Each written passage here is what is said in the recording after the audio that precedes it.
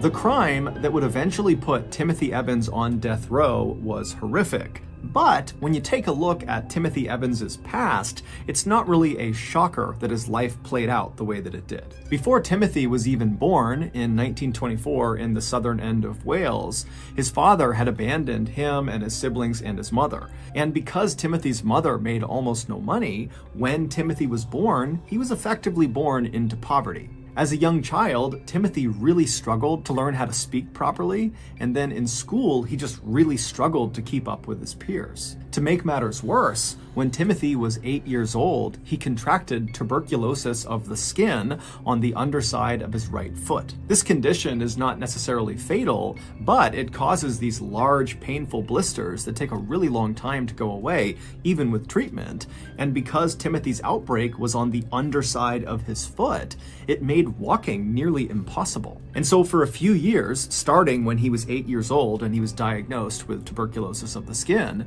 Timothy had to miss huge chunks of his schooling to get medical treatment. And then other times he was missing school simply because he couldn't walk. And considering how poorly Timothy was already doing in school, these huge extended absences were totally catastrophic for his education. In fact, later in life, it would be determined that Timothy's IQ, which is a way to measure people's intelligence, was somewhere between 60 and 70, which is very low and put him in the range of having an intellectual disability. Not long after his tuberculosis of the skin diagnosis, Timothy would remain in school despite all of these absences and despite how difficult it was for him, but his real focus would shift from getting an education to trying to find work in order to help provide for his family, who were very poor. And Timothy was willing to do just about anything for money. For example, when he was only 13 years old, he became a coal miner, one of the most dangerous jobs on the planet at the time and still today. But despite Timothy's willingness to do these really challenging jobs that often paid very little, he would always eventually get fired, or he just would not get the job in the first place. He would be rejected. And always it was because either one, he had a flare-up of his tuberculosis on his foot, which made it impossible to walk, and so he couldn't go to and from his job, and so he'd be let go.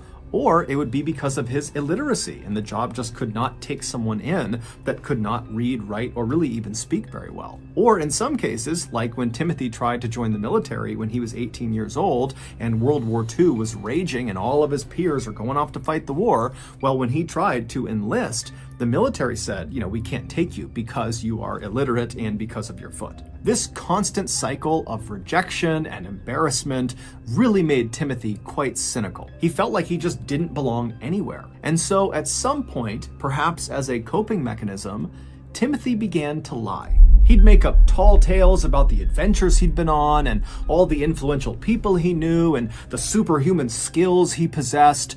Now, most people who knew Timothy didn't believe any of the stories he told, but every now and again, some people actually did. And for Timothy, that little sliver of respect he would get in that moment, even though it was built on a lie, on an illusion, it was incredible for him. He didn't get that anywhere else in his life, and so he kind of became addicted to telling these lies. Fast forward to 1947, Timothy was 23 years old, and he was still living with his family, who had left Wales and had moved to London, and they were living in a very, very poor and dangerous neighborhood. At the time, Timothy had managed to get a job as a delivery driver and had yet to be fired from it, and on one of his daily routes around the city, he wound up meeting an 18-year-old girl named Beryl Thorley, who he really took a liking to. Now, according to people who knew Beryl, she apparently, like Timothy, had a very low IQ. And so Beryl and Timothy, they meet on one of Timothy's routes, and they immediately hit it off and they start dating. And by the end of that year, they were married. They initially lived inside of Timothy's family's apartment, but when Beryl became pregnant in early 1948, she and Timothy pooled what little money they had, and they got an apartment of their own. Their new apartment was terrible. It was tiny, it was dirty, it was located in an even more dangerous neighborhood than where Timothy's family lived, but it was good enough for them, at least at first. Once Beryl gave birth to their daughter, Geraldine, Suddenly, their cramped living quarters seemed impossibly small for a family of 3. And they were already extremely tight on money, and now adding a baby to the mix, they really just did not have enough money to survive. Timothy immediately tried picking up extra work wherever he could, but once again, his illiteracy and his foot, or a combination of the two, held him back. And so it wasn't long before the couple was forced to start taking out these awful high-interest loans that they knew they would never be able to pay back. So they are permanently saddled with debt. They know it.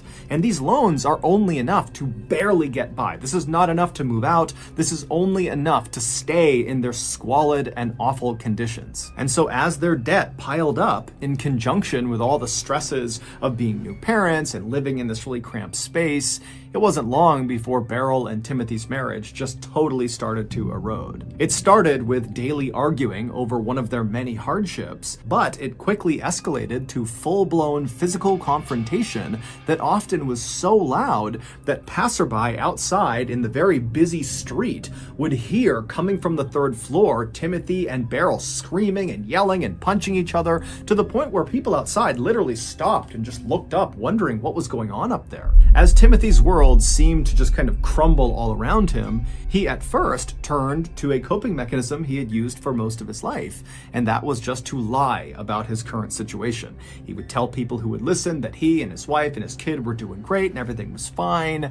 But, behind closed doors, that wasn't true at all, and so that coping mechanism really didn't do a lot for him. And so Timothy eventually turned to alcohol to cope with his misery. But the alcohol would only make the situation worse because it was yet another thing for his wife to be mad at him about, and he was depressed all the time, and it was eating away at their non-existent budget to pay for all this alcohol. And so Timothy would turn to yet another source for comfort, but it would be a very unlikely source of comfort. It would be his downstairs neighbor, John Christie. And the reason his downstairs neighbor was so unlikely was because John could not have been more different from Timothy. John was nearly double Timothy's age. He was incredibly smart, and he was respected not only by his peers, but really by the community. And that respect came from the fact that John had served during World War I and been right on the front lines, and had nearly been killed during a mustard gas attack when he was fighting in the trenches. And then after the war was over, John would come back to London, and he would become a police constable for quite a while, and then after retiring from the force, he became a post office clerk.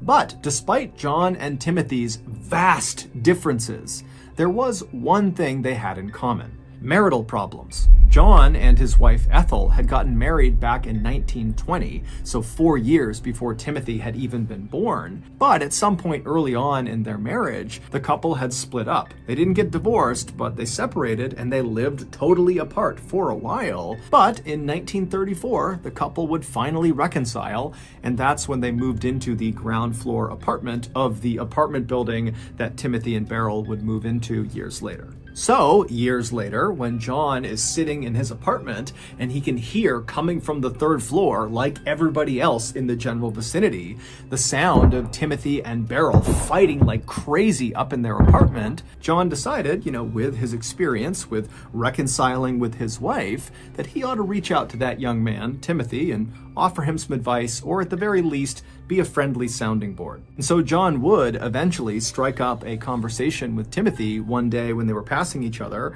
and Timothy was at a place in his life where he was looking for friends. He didn't have any friends. And so John, to come into his life at this point, was really good for Timothy, and so very quickly those two struck up a friendship. But this friendship was not really peer-to-peer. It was more like father to son or mentor to mentee, where Timothy really looked up to John. I mean, Timothy had never had a father in his life, and so John kind of became that. And John looked at Timothy with a lot of empathy. He could tell this was a man who was, not very bright, and he was in way over his head with debt, with this marriage, with parenthood, everything. And so John tried hard to kind of coach and guide Timothy as he navigated this very rough time in his life. And their relationship likely could have had a really positive effect, not only on just Timothy's mental health, but also perhaps on the state of Timothy and Beryl's marriage. But it was not long after John met Timothy that Timothy found out Beryl was pregnant with a second child. This was terrible news for Timothy. He knew they absolutely could not afford another child. As it was, they couldn't afford the current child they had. They couldn't afford anything. And in the United Kingdom, abortions were illegal, so there was no way to terminate this pregnancy. And so, totally desperate and terrified, Timothy turned to John for guidance. And John would later recall on the witness stand during Timothy's trial that, John did his best to try to console and comfort and tell Timothy that everything was going to be okay. You'll get another job. You'll take out another loan. It'll all work out. But, as John would say on the witness stand, his words didn't have any effect on Timothy. Timothy, by the time he came to John, was totally inconsolable, he was desperate, and he was unhinged. And so John started to suspect that Timothy might do something really drastic to make his troubles go away. And John would be correct.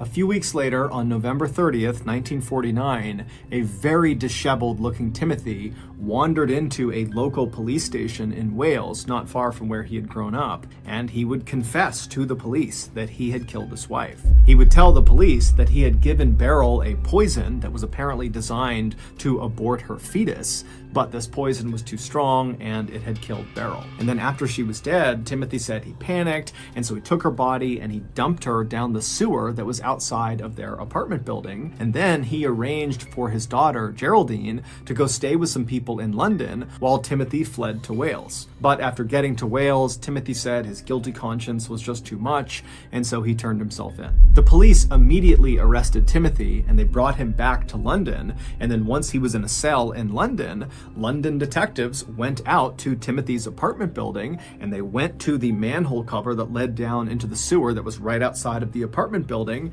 and right away they noticed something odd. They were not able to get the lid off of the sewer. It was just too heavy. It would move, but one man couldn't do it. And so after 3 police officers, they all got down, they were barely able to get this lid up and off of the top of the sewer. And then when they went down into the sewer, there was no body. There was nothing down there. And so when detectives went back to Timothy in the London jail cell and they confronted him with this revelation that, no, she's not in there, Timothy would kind of squirm a little bit, and then he would totally change his story. He would tell police that it was not he who gave Beryl this poison that ended up killing her.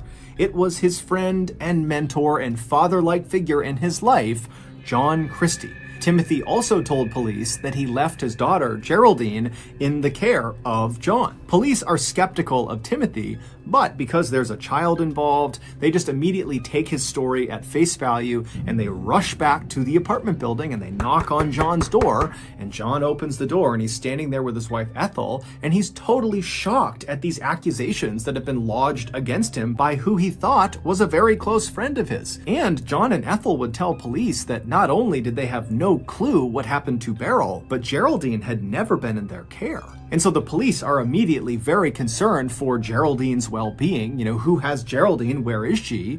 But while they were there, they just did a thorough search of John and Ethel's property to make sure they weren't lying. And then after searching their property, there was nothing inside.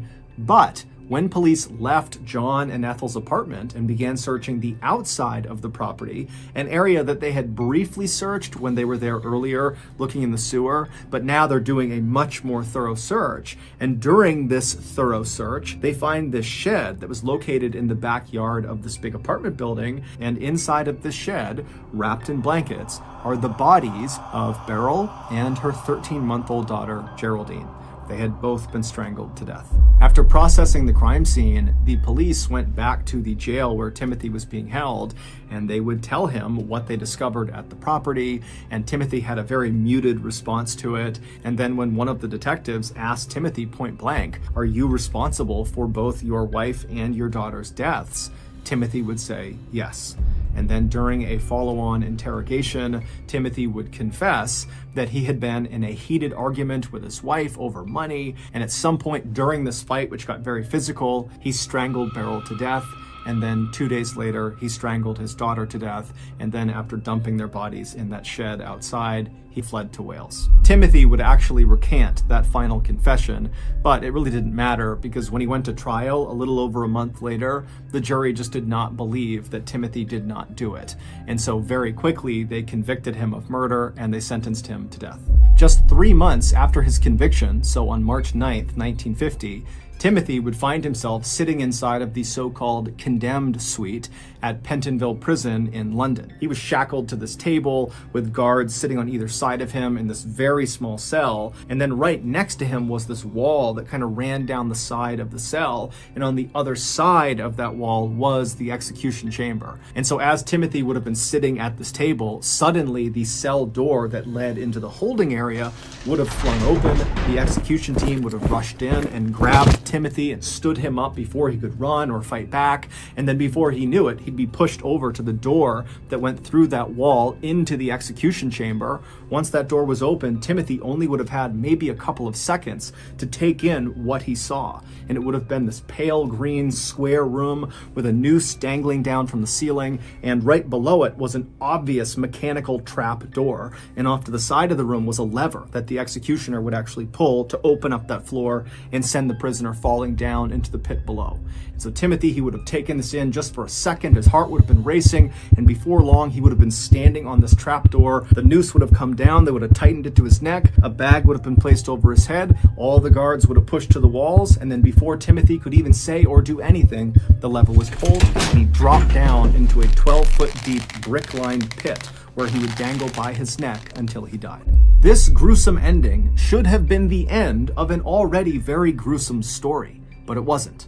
Not even close. 3 years after Timothy's execution, a man named Beresford Brown moved into the same ground floor apartment that John Christie and Ethel had shared. John had moved out just a couple of days earlier. And so Beresford, he moves into this apartment. It's totally dirty, it's not well kept. And so Beresford decides that he's gonna fix the place up. And the first thing he's gonna do is he's gonna tear down all of the old wallpaper in the kitchen and replace it.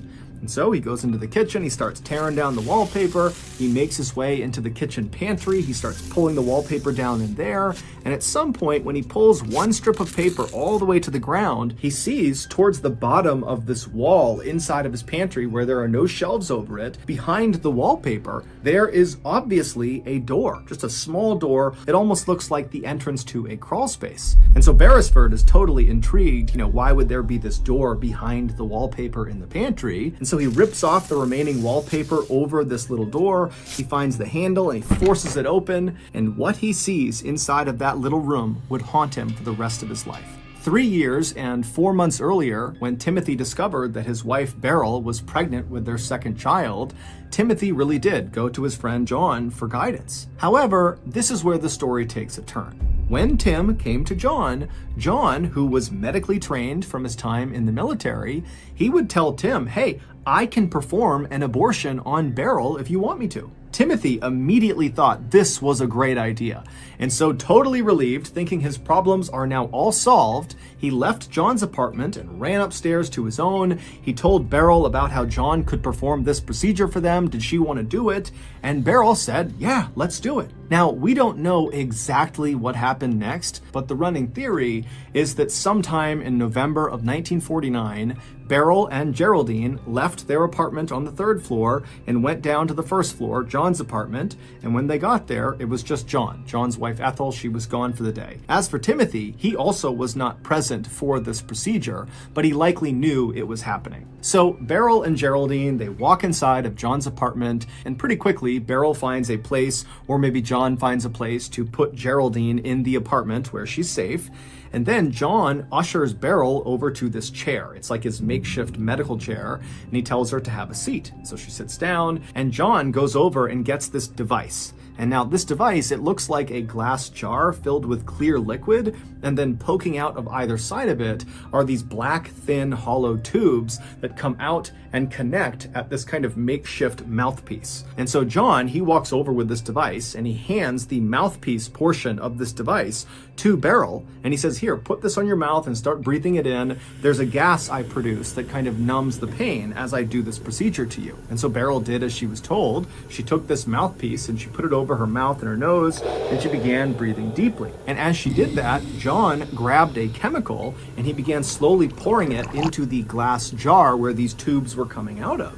And as he did that, a white gas began to form above the liquid inside of the jar, and there was a cover over the top of this jar. So the gas was trapped inside of this jar, and as Beryl is taking these big breaths through those tubes, she's sucking that gas into her lungs. And very quickly, as she's breathing on this apparatus, she didn't start feeling numb, she just passed out completely. However, this was John's plan all along. That device he made her put on her face, that was only designed to make people pass out. It was not to numb any pain. John was not medically trained. He was not performing abortions out of his apartment. He was a serial killer. So with Beryl now unconscious in front of him, John did the same thing he did to the other two women he had lured into his trap and whose bodies were now buried in his backyard. He began having his way with Beryl.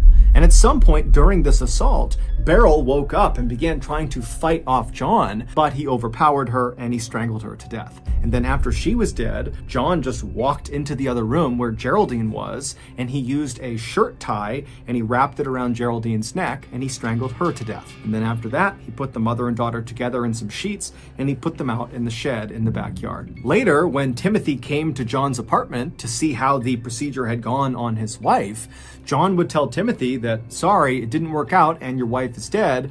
Don't worry, I'll look after your daughter and make sure she's taken care of. You need to flee London and go to Wales now. And so Timothy, without really asking any questions, would do as he was told and he would flee to Wales. But a little while later, when he tried to check in with John about how his daughter was doing, because he had no idea where she was or who she was with, John would just not let Timothy see her. And so Timothy eventually, just feeling racked with guilt about this whole situation, he went to police. And critically, when he spoke to police, he lied about what happened. He wanted to protect his friend John, who he looked at as a father figure, as a mentor, as a close friend. And so he said, I killed my wife. And so this is why Timothy got the location of his wife's body wrong, because he didn't know. He just guessed the sewer. And so that explains why when they got over to the sewer, not only was it empty, but it seemed totally impossible that anybody could have lifted this manhole cover on their own. It was too heavy. Then, after police discovered Beryl and Geraldine's body, and they went back to the London jail and told Timothy, that was the first time he found out what had happened to his daughter. Because to that point, Tim really did believe that John had just been taking care of Geraldine, or John had handed off his child to somebody else who was taking care of Geraldine. But either way, Geraldine was okay. So he's just been told she's not okay, she's dead as well. His whole family is gone.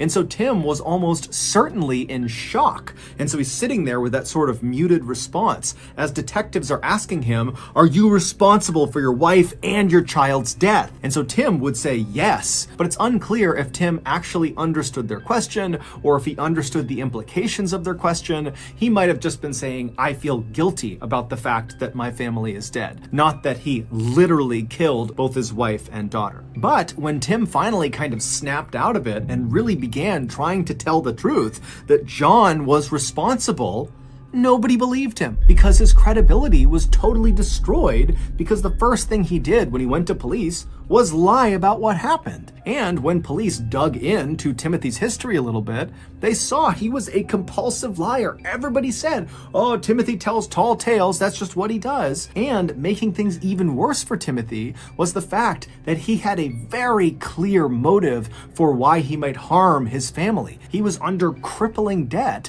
and his relationship with his wife was incredibly toxic and often became physical, and there were lots of witnesses to that. During Timothy's trial, despite the fact that Timothy and his lawyers tried everything they could to point the finger at John Christie, saying, no, he's the guy responsible, because John was constantly on the witness stand and had this impeccable resume as this war hero and this police constable, and he was well respected and he was well spoken and he was smart, the jury completely believed him. He was the epitome of credible, whereas Timothy was the opposite. And so it was largely John, the real killer's testimony that actually put Timothy, the innocent man, on death row. Also, the police totally botched the investigation from the beginning, because the police went into the investigation already completely convinced that Timothy was guilty. This was an open and shut case, and us gathering evidence and doing all this didn't really matter because Timothy was the guy. And so because the police were so focused on Timothy, they were blind to really obvious things all around them. For example, during their several searches of the apartment complex, both inside and out, a dog ran into the backyard and actually dug up one of the skeletons from one of those two women that John had killed years earlier and buried out there. And so a human skull and a human leg bone were visible outside as police are walking around. John was able to grab the skull and chuck it next door into a burned out building, but the leg bone was literally propped up against the side of the backyard in plain view.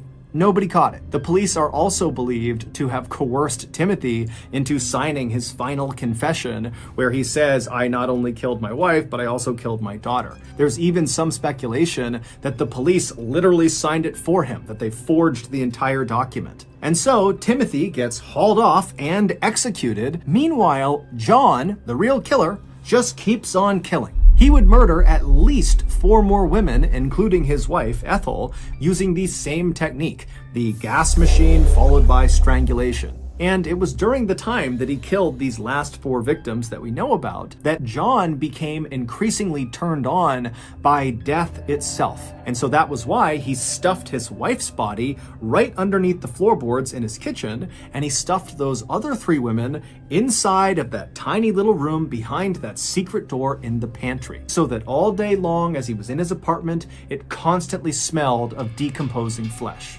After Beresford Brown opened that secret door in the kitchen pantry and discovered those 3 women's bodies smashed inside of there, he would tell the police, and then 10 days later, on March 31st, 1953, John Christie would be found and arrested. He would confess to killing all 8 victims, but the police only had enough evidence to charge him with 1 murder, and that was the murder of his wife, Ethel. But he was found guilty of that, and it was enough to warrant a death sentence. On July 15th of that year, at about 9 a.m., John Christie found himself sitting in the same condemned suite at Pentonville Prison that Timothy Evans had been sitting in 3.5 years earlier. Then, moments later, the door behind John opened up. The same execution team that killed Timothy Evans came inside, they grabbed John, they hoisted him up, they moved him over to the door that led into the execution chamber. The door flung open and John got his first look at the gallows. They rushed him over to the middle of the room. They pulled the noose down, tied it tight around his neck. They put the bag down over his head. All the guards stepped to the side. And then right as the executioner is about to pull down the lever, John, out of the blue, says, "Wait, my nose itches." To which the executioner just said, "It won't bother you for long." And then he pulled the switch. Due in large part to the massive injustice in this case, where an obviously innocent man was carted off and executed, the UK would suspend the death penalty in 1965, and then in 1969, they would abolish it entirely. Between those 2 dates, in 1966, Timothy would receive a posthumous pardon for the murder of his family, meaning he is officially an innocent man.